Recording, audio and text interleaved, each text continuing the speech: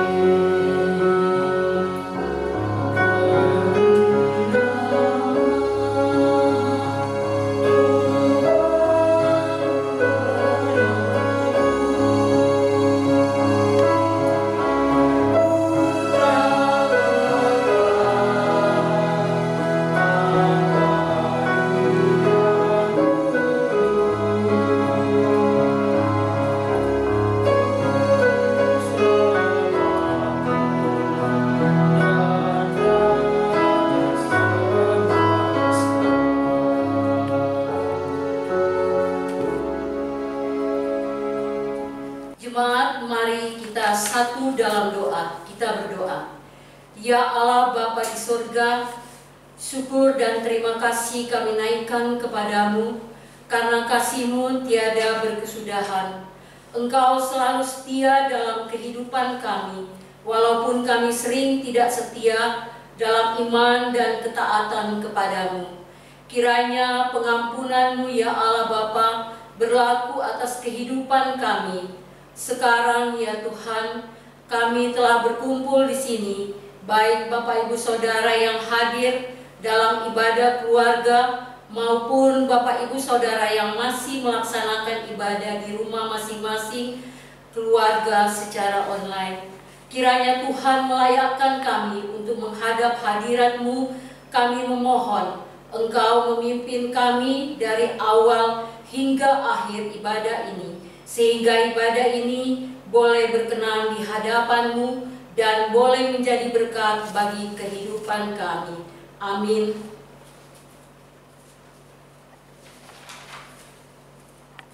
Bapak Ibu dipersilakan duduk dan kita akan bermazmur bagi Tuhan dari Mazmur 42 ayat 1 sampai dengan 6. Kita akan baca secara berbalasan. Demikian firman Tuhan menyatakan, kerinduan kepada Allah untuk pemimpin biduan nyanyian pengajaran Bani Korah, seperti rusa yang merindukan sungai yang berair. Demikianlah jiwaku merindukan Engkau ya Allah. Jiwaku haus kepada Allah, kepada Allah yang hidup. Bilakah aku boleh datang Melihat Allah air mataku menjadi makananku, siang dan malam. karena sepanjang hari orang berkata kepadaku, Di mana Allahmu? inilah yang hendak ku ingat. Sementara jiwaku gundah gulana. Bagaimana aku berjalan maju dalam kepadatan manusia, Mendahului mereka melangkah ke rumah Allah. dengan suara sorak-sorai dan nyanyian syukur. Dalam keramaian orang-orang yang mengadakan perayaan. Mengapa engkau tertekan, hai jiwaku? Dan gelisah di dalam diriku. Berharaplah kepada Allah, sebab aku akan bersyukur lagi kepadanya, Penolongku dan Allah. Bapak Ibu Jemaat, mari kita menyanyi lagi dari Kidung Jemaat 54 ayat 1 dan bait 1 dan 4, tak kita menyerahkan.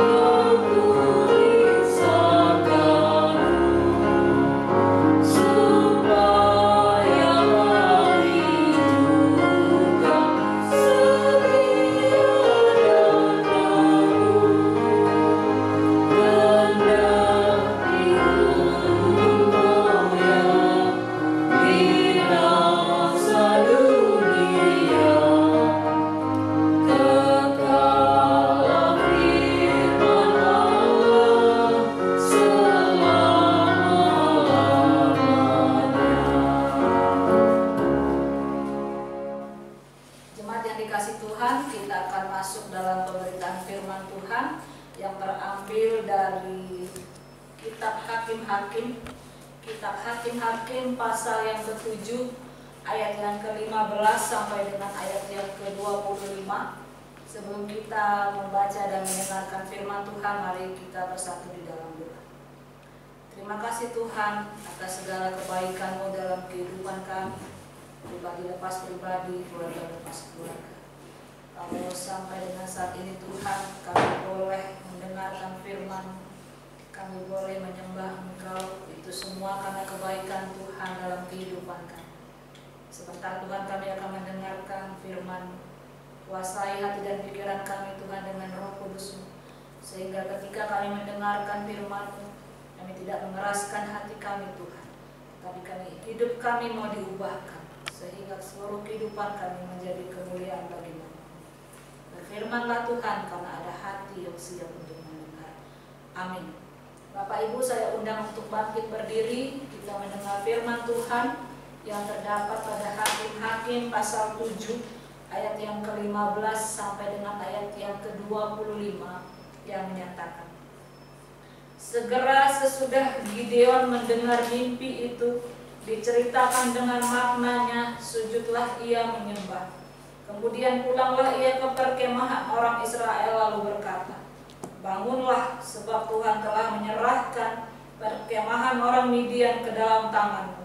Sesudah itu dibaginyalah ke 300 orang itu dalam 3 pasukan, dan ke tangan mereka semuanya diberikannya sangkakala dan buyung kosong dengan suluh di dalam buyung itu. Dan berkatalah ia kepada mereka, perhatikanlah aku dan lakukanlah seperti yang kulakukan. Maka apabila aku sampai ke ujung perkemahan itu, haruslah kamu lakukan seperti yang kulakukan. Apabila aku dan semua orang yang bersama dengan aku meniup sangkakala, maka haruslah kamu juga meniup sangkakala sekeliling seluruh perkemahan itu dan berseru, demi Tuhan dan demi Gideon.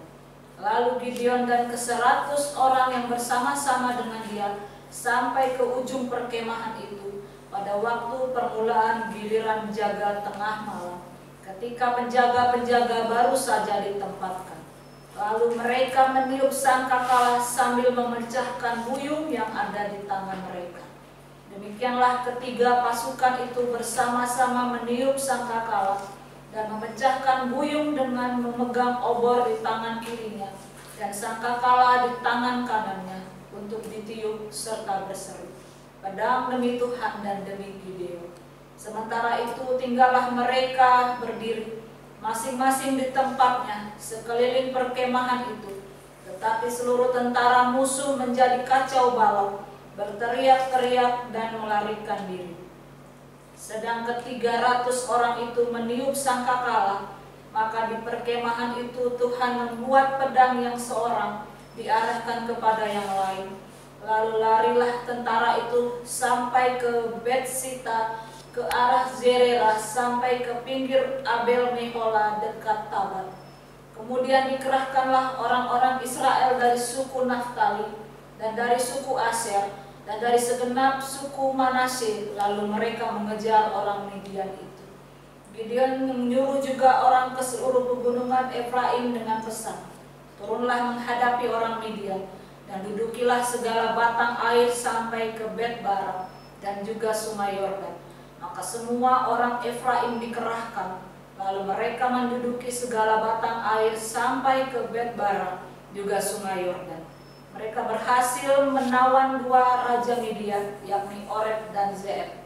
Oreb dibunuh di gunung batu Oreb, dan Zeeb dibunuh dalam tempat pemerasan anggur Zeeb.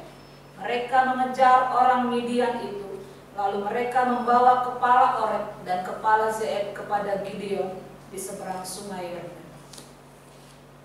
Demikianlah firman Tuhan. Yang berbahagia adalah setiap orang yang membaca, mendengar, memelihara, dan melakukan firman Tuhan dalam hidup setiap hari. Haleluya.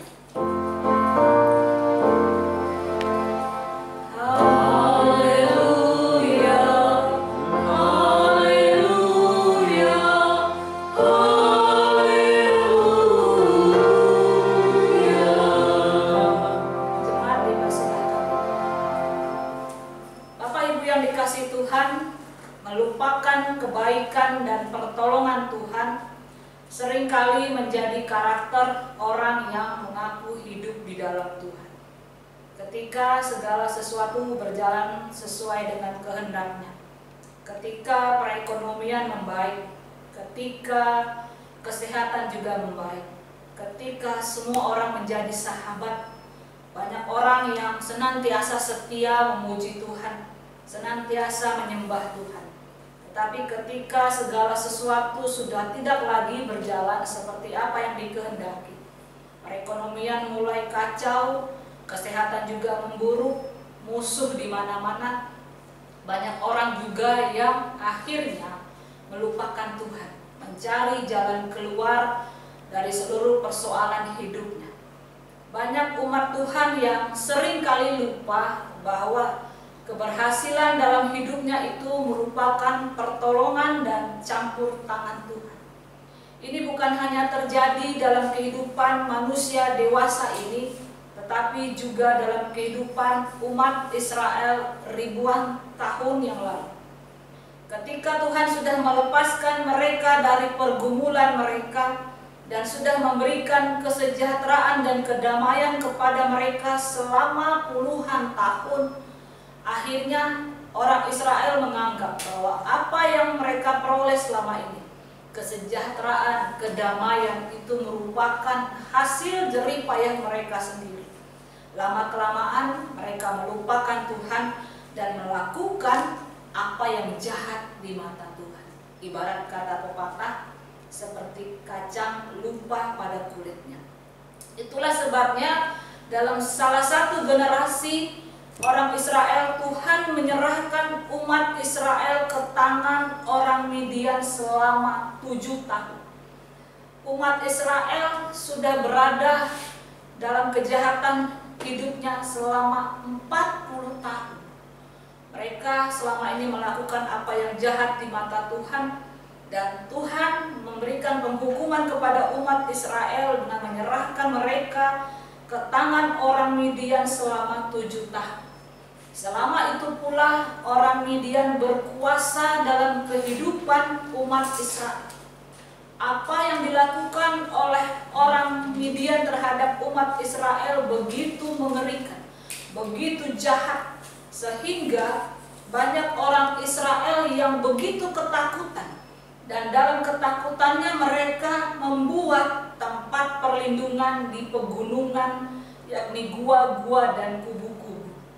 Setiap kali bangsa Israel selesai menabur, orang Midian datang berkemah di daerah itu dan menghabiskan seluruh hasil tanah daripada orang Israel, dan bahkan juga tidak meninggalkan bahan makanan apapun, baik lembu, keledai, ataupun domba.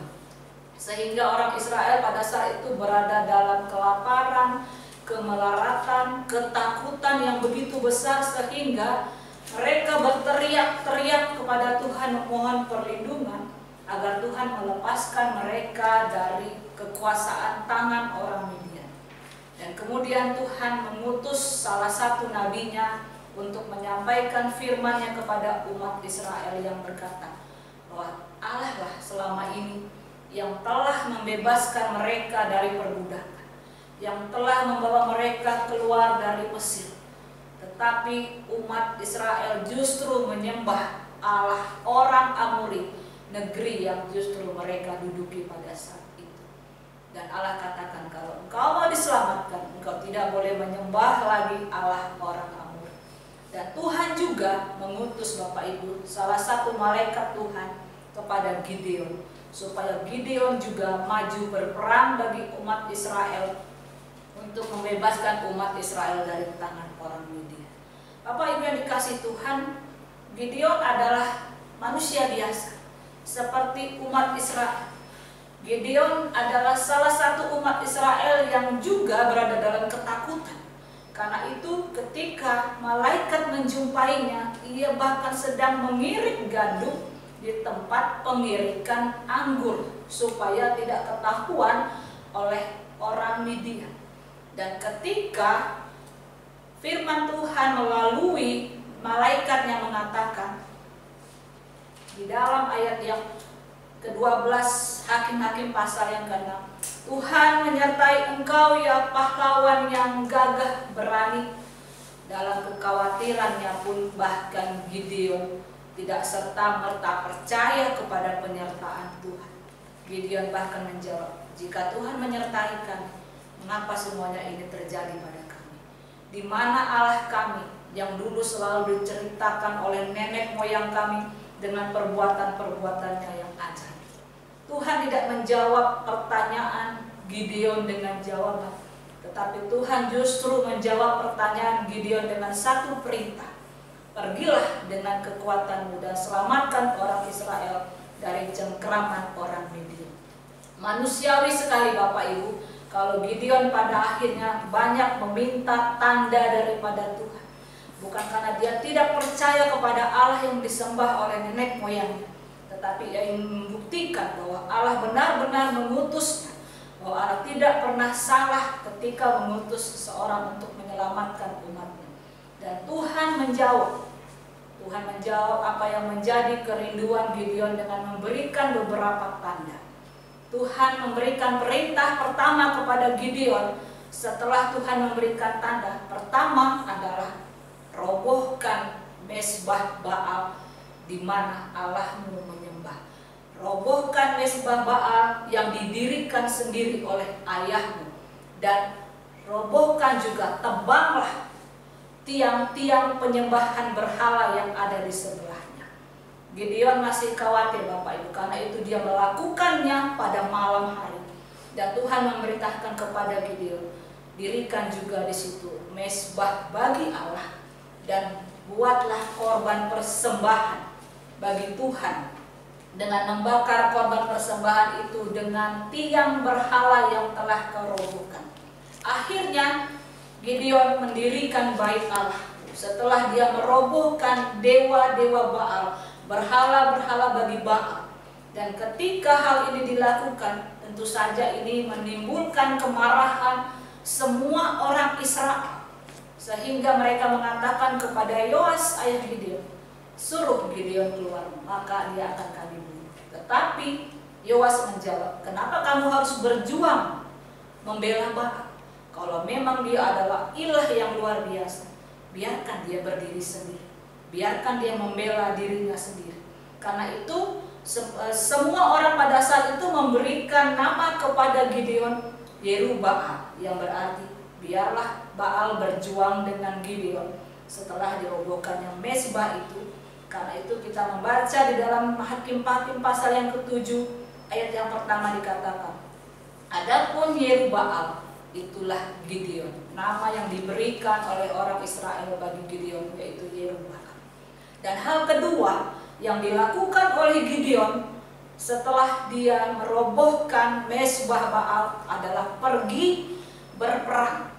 Pergi berperang bagi orang Israel melawan orang Midian. Dan Gideon sudah mengumpulkan suku-suku Naftali, Manasye, Efraim, Aser, Zebulon untuk ikut maju berperang melawan orang Midian.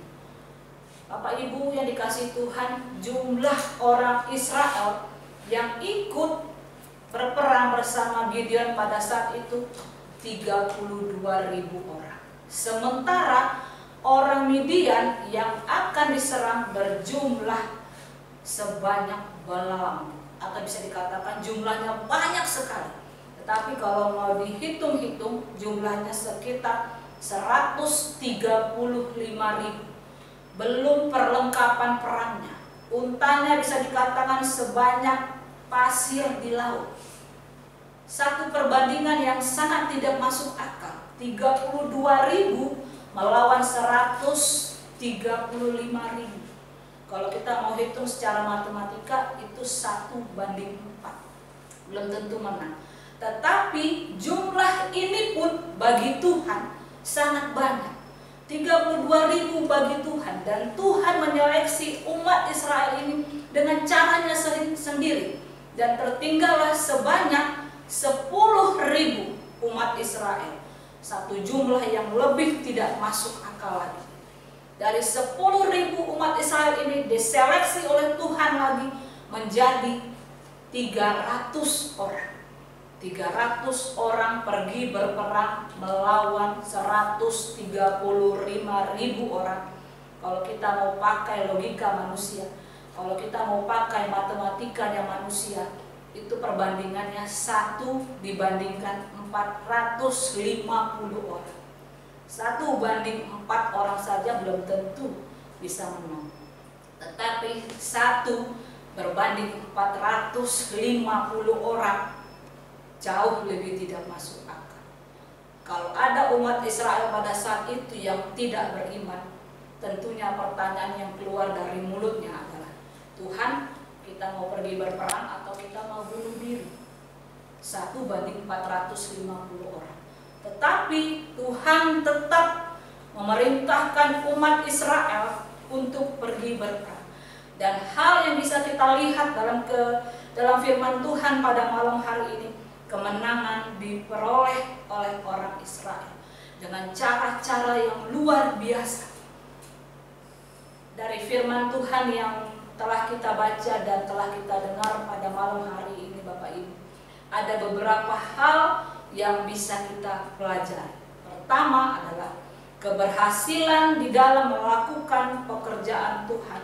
Pertama, membutuhkan ketaatan. Ketaatan dibutuhkan di dalam melakukan pekerjaan Tuhan. Sungguh seperti yang diterangkan tadi di awal, sangat tidak masuk akal sekali 300 orang melawan 135.000 orang. Apa maksud Tuhan? menyuruh umat Israel yang berjumlah hanya 300 orang itu untuk melawan orang Midian yang sebanyak itu.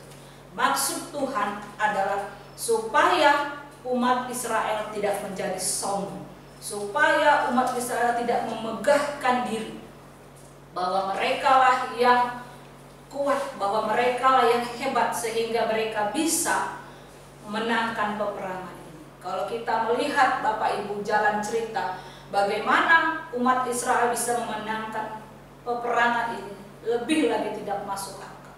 Dengan jumlah yang 300 orang, mereka pergi berperang hanya dengan membawa sangkakala dan buli-buli buyung kosong yang ada dengan suluh di dalam buyung itu. Untuk apa? Di mana-mana orang pergi berperang itu bawanya pedang, anak panah, dan perlengkapan perang lainnya. Nggak ada orang yang pergi berperang melawan musuhnya dengan membawa sangkakala dan buyung kosong. Tetapi ketika Tuhan memerintahkan kepada umat Israel untuk melakukan itu, dan Gideon juga diperintahkan Tuhan untuk taat, walaupun apa yang dilakukan Tuhan, apa yang diperintahkan Tuhan melewati nalar manusia, tetapi yang dibutuhkan adalah ketaatan. Dan Gideon taat, seluruh umat Israel taat. Tidak ada bernegosiasi dengan Tuhan, tidak ada pertanyaan, Tuhan bagaimana kalian mau memenangkan peperangan ini hanya dengan sangkakala? Musuh punya perlengkapan perang yang luar biasa, sementara kami pergi berperang hanya dengan sangkakala. Tidak ada pertanyaan Bapak Ibu, hanya dibutuhkan ketaatan untuk melakukan perintah Tuhan seperti yang Tuhan kehendaki. Dan yang kedua adalah dibutuhkannya kerjasama yang baik, persekutuan yang baik. Kalau tidak ada kerjasama yang baik di antara umat Israel, kalau tidak adanya kemauan dari umat Israel Bapak Ibu untuk memenangkan pertempuran ini, untuk ikut bekerja sama di dalam peperangan ini, tidak akan dicapai satu keberhasilan untuk melakukan pekerjaan Tuhan.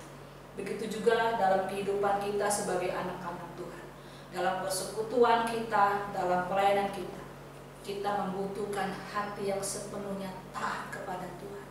Walaupun mungkin banyak pekerjaan Tuhan yang di luar logika kita sebagai manusia, tapi kita harus tetap taat kepada apa yang menjadi kehendak Tuhan. Dan dalam persekutuan kita juga, kita membutuhkan kerjasama yang baik. Tidak bisa saling menyalahkan satu dengan yang lain, tetapi kita harus saling mendukung, saling mendoakan, saling membantu. Tidak bisa menjatuhkan satu dengan yang lain, menganggap yang lain lemah, menganggap yang lain lebih hebat, ataupun mungkin yang menganggap yang lain tidak berguna. Oh, saya dengan status sebagai penatua, tentunya saya lebih dihormati daripada dia. Tidak begitu Bapak. Semua kita adalah sama-sama pelayan Tuhan. Kita dipakai Tuhan dengan cara Tuhan, dengan kehendak Tuhan, bukan dengan kehendak kita. Tidak ada alasan bagi kita untuk memegahkan diri, tidak ada alasan bagi kita untuk menyombongkan diri. Disitulah kita harus bekerja sama yang baik untuk bisa melakukan pekerjaan Tuhan. Seperti kata pepatah, kita sendiri adalah setetes air, tetapi kalau kita bersama, kita adalah lautan. Hal yang kedua Bapak Ibu, untuk bisa berhasil di dalam pekerjaan Tuhan, jangan pernah ukur kekuatan Tuhan dengan kekuatan manusia. Kita mungkin selama ini menganggap, oh tidak mungkin kita berhasil melakukan pekerjaan ini, karena siapalah kita manusia, kita hanya terbatas, manusia yang terbatas, manusia yang lemah. Tapi jangan pernah ukur kekuatan Tuhan dengan kekuatan kita. Jangan pernah ukur kekayaan kita dengan kekayaan Tuhan. Tuhan Maha Kaya, akan mampu memberikan apapun dalam kehidupan kita. Kita mungkin menganggap kita sebagai ibu rumah tangga biasa. Kita menganggap kita hanya pegawai rendahan di luar sana. Masa iya kita bisa melakukan pekerjaan Tuhan? Tapi ketika Tuhan mau memakai kita, Tuhan juga yang akan memperlengkapi kita. Sama seperti ketika Tuhan memakai hakim-hakim Deborah, Gideon, dan hakim-hakim yang lain. Mereka adalah manusia-manusia biasa. Mereka bukanlah orang-orang hebat, tetapi mereka menyadari mereka adalah orang-orang yang mempunyai Allah yang hebat. Orang beriman adalah orang yang sepenuhnya mengandalkan Tuhan dalam kehidupan kita. Bapak Ibu yang dikasihi Tuhan, ada banyak pergumulan yang kita hadapi dalam kehidupan kita. Ada banyak pergumulan yang kita hadapi dalam pelayanan dan persekutuan ini.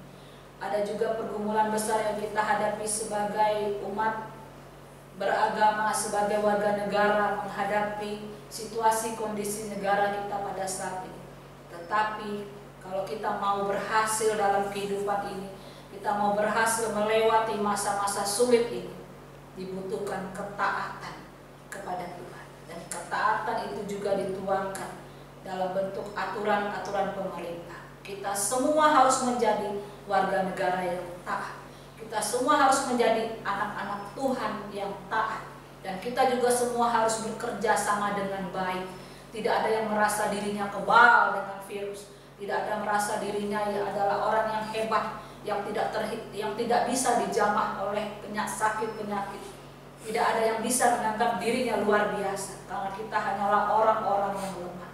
Dan kita hanya bisa berhasil kalau kita mengandalkan Tuhan dalam seluruh kehidupan kita, dalam seluruh pelayanan kita, dalam seluruh persekutuan kita. Mari kita menjadi orang-orang yang taat sepenuhnya kepada Tuhan.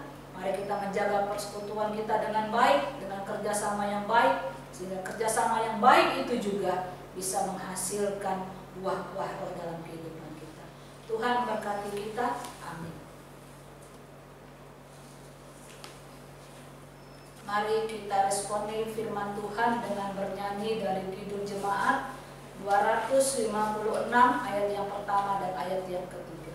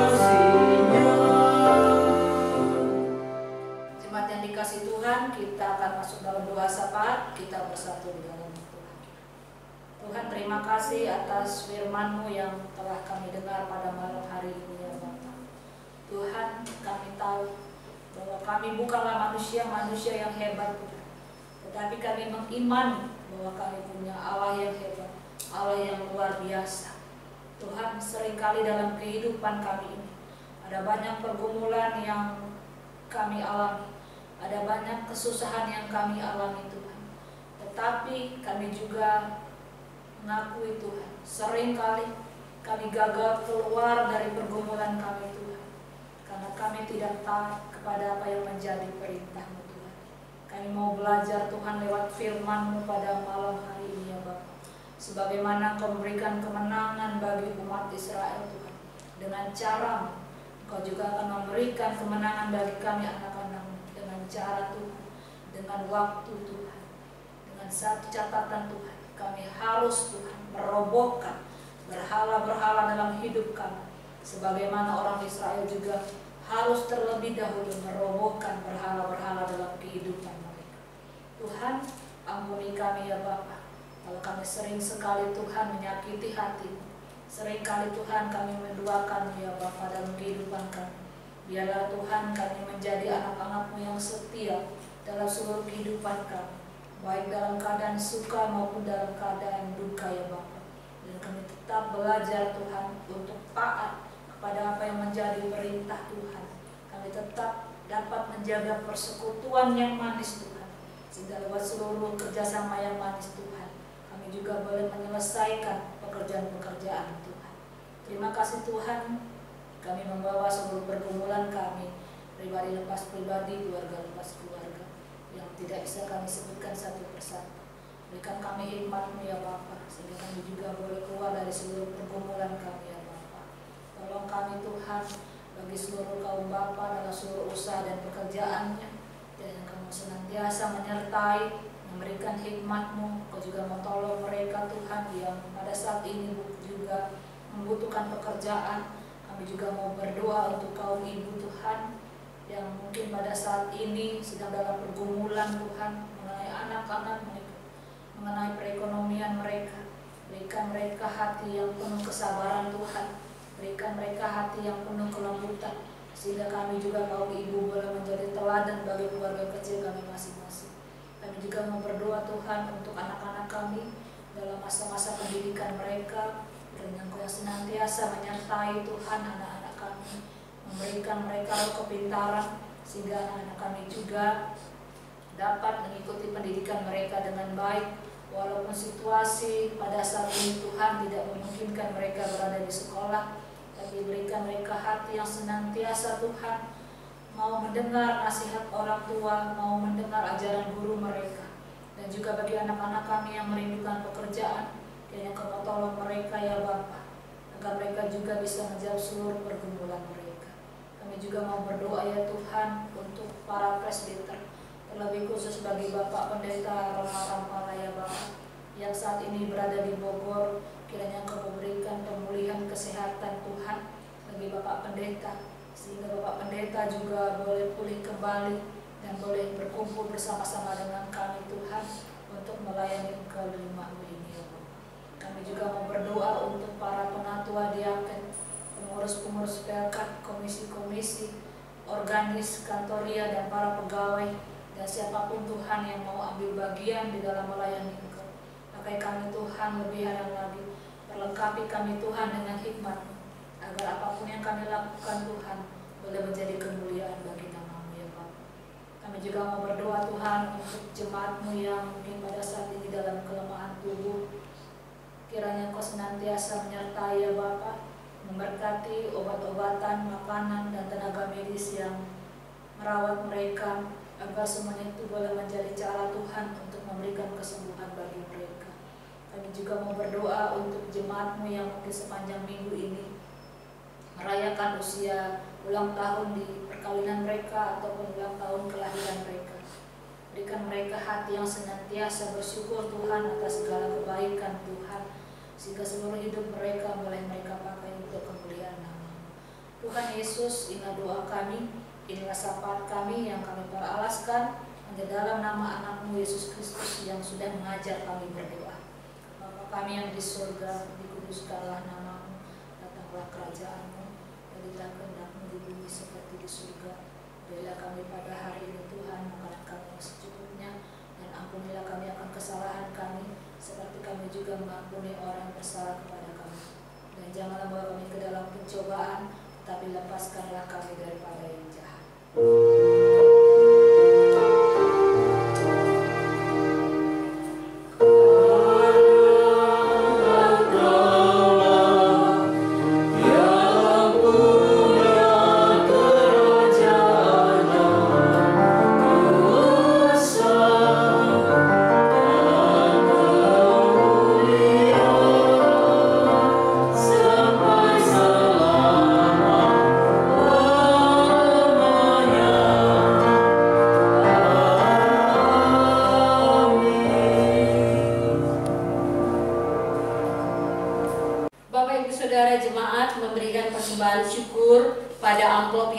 Disiapkan atau dapat juga ditransfer melalui rekening gereja atas nama GPIB Jemaat Bethel Tanjung Pinang di Bank BRI 21470100505338. Kita akan menyanyi dari Kidung Jemaat 286 baik pertama dan kedua.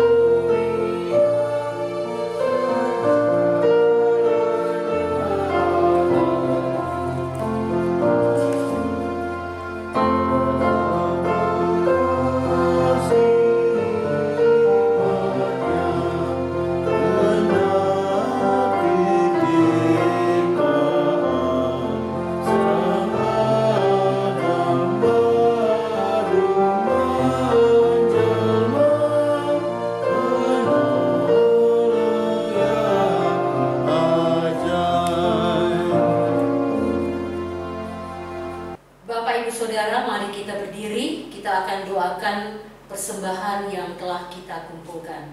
Mari kita berdoa. Allah Bapa dalam Tuhan Yesus Kristus, Engkau sumber berkat dalam kehidupan kami. Apa yang ada pada kami adalah pemberian-Mu. Engkau memberi agar kami tahu bersyukur kepadamu. Ajarkan kami untuk selalu terus memberi dan terus membagi kepada sesama manusia yang membutuhkan pertolongan dari kami. Kuduskanlah persembahan ini sehingga bermanfaat untuk pekerjaan memuliakan nama-Mu. Dalam nama Tuhan Yesus kami sudah berdoa. Amin.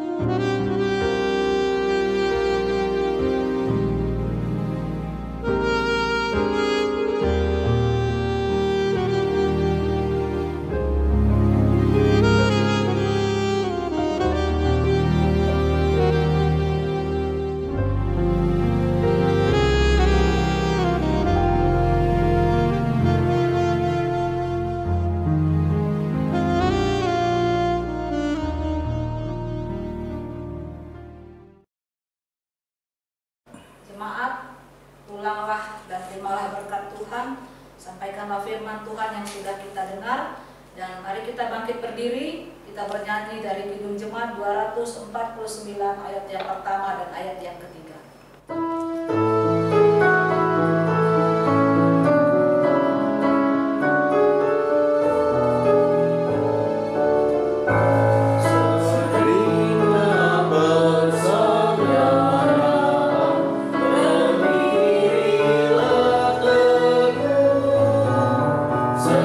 Sempurnakan pesan di dalam Tuhan.